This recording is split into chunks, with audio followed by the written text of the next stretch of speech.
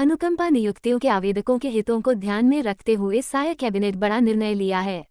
निर्धारित समय सीमा के भीतर प्रकरणों का कलेक्टर और संभाग आयुक्त निराकरण करेंगे, जिसकी जानकारी सीएमओ ने सोशल मीडिया प्लेटफॉर्म एक्स पर दी है।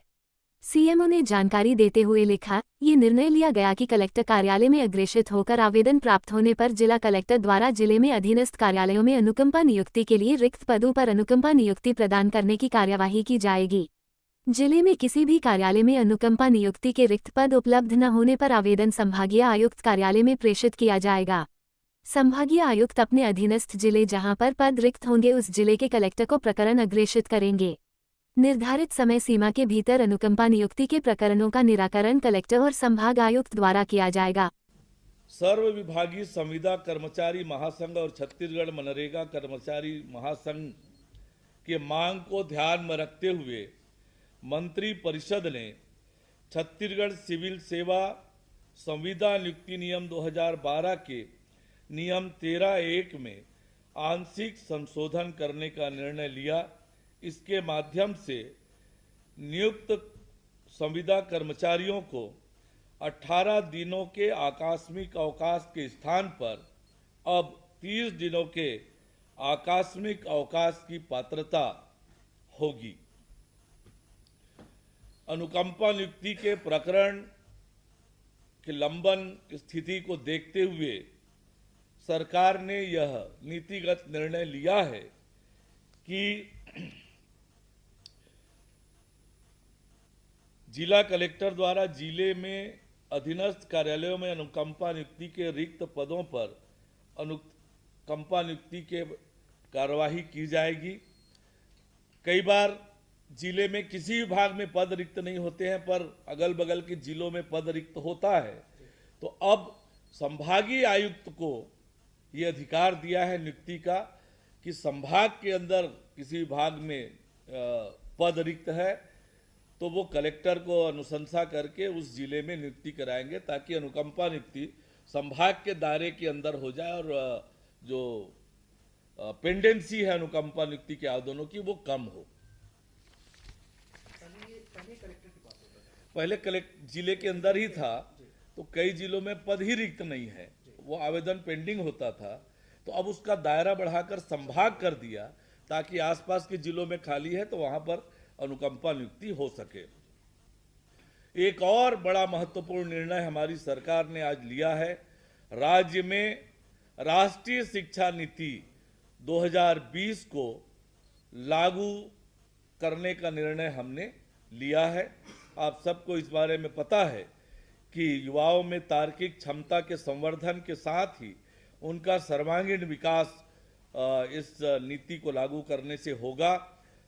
राष्ट्रीय शिक्षा नीति में एकाधिक प्रवेश एवं एकाधिक निकास की सुविधा होने से युवाओं को परिस्थिति और आवश्यकता अनुसार उच्च शिक्षा प्राप्त करने का विकल्प मिलेगा।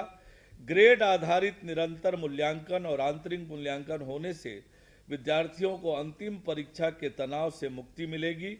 उच्च शिक्षा के क्षेत्र में सूचना प्रौद्योगिकी के व्यापक विस्तार से प्रदेश के युवाओं की पहुंच वैश्विक स्तर तक हो जाएगी और इसलिए शिक्षा नीति राष्ट्रीय शिक्षा नीति 2020 को लागू करने का निर्णय लिया है।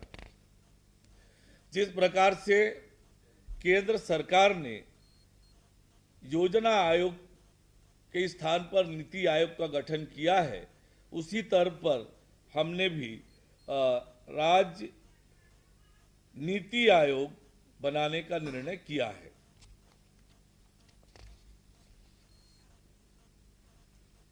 एक और महत्वपूर्ण निर्णय हमारी सरकार ने लिया है कि जो बड़ा लक्ष्य हमने आने वाले 10 सालों के लिए रखा है कि जीएसडीपी 5 लाख करोड़ को 5 सालों में बढ़ाकर 10 लाख करोड़ करने का एक बड़ा लक्ष्य बनाया है।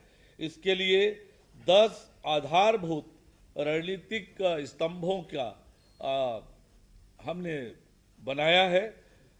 इसके लिए एक छत्तीसगढ़ आर्थिक सलाहकार परिषद गठित करने का निर्णय हमने लिया है ताकि इसके माध्यम से हम उस लक्ष्य को प्राप्त कर सकें। औद्योगिक प्रशिक्षण संस्था उन्नयन योजना के संबंध में टाटा टेक्नोलॉजी के साथ हुए अनुबंध को राज्य के हित में नहीं पाए जाने की स्थिति में अनुबंध को समाप्त करने का और एस्क्रो अकाउंट में जमा राशि 185.80 करोड़ को राज्य की कोष में जमा करने का निर्णय हमने लिया है। 185.80 करोड़। एक और बड़ा निर्णय सरकार ने लिया है। संचालय रोजगार एवं प्रशिक्षण द्वारा 46 संविदा प्रशिक्षण अधिकारी कार्यरत हैं, जिन संविदा में उनकी संविदा में वृद्धि आबलिक नवीनीकरण करने का निर्णय सरकार ने लिया है।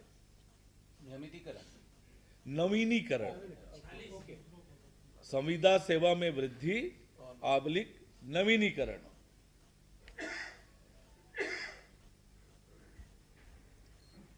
सन्निर्माण उपस्कर यान जीवन काल का उदाहरण हेतु छत्तीसगढ़ मोटरयान कराधान अधिनियम 1991 के संशोधन के प्रारूप का अनुमोदन किया गया।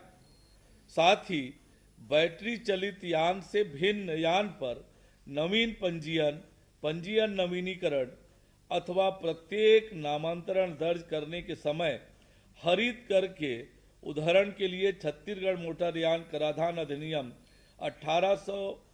1991 के संशोधन के प्रारूप का भी अनुमोदन किया गया। इस प्रकार आज अनेक महत्वपूर्ण निर्णय आज मंत्रिपरिषद के बैठक में लिया गया।